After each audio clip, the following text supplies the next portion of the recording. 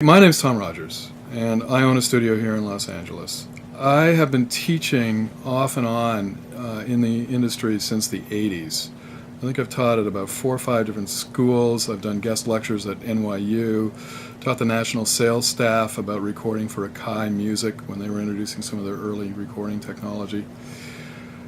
I walked in off the street and got a job in a recording studio. And I worked every day from 8 in the morning until 3 in the morning, and I drove a truck on the weekends to pay my rent. I worked for free. I did it old school way. And one of the things that was missing in that method of education was that your quality of your knowledge was going to be entirely based on the quality of the engineers you were apprenticing for or assisting.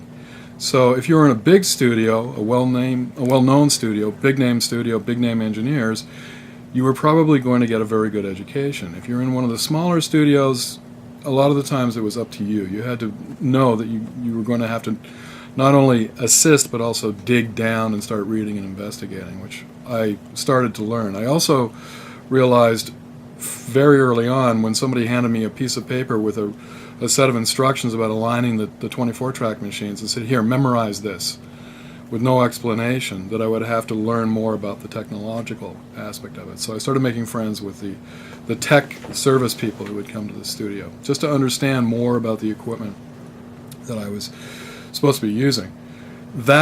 A lot of that has now gone by the wayside, and it really becomes more important for someone who's aspiring to be a well-rounded engineer, a knowledgeable engineer, to find a place where they can get that training again. And I think the only place that's more likely to occur these days is in a formal environment at a school, such as the one that Blaise Pascal is going to be offering starting this coming fall. The thing that makes me excited about the program at Blaise Pascal is the fact that there is a strong emphasis on the technical background and the physics behind sound, electronics, and the equipment that's being used, and how to go about recording. That's one of the things that I really emphasized when I was teaching with a lot of my course content.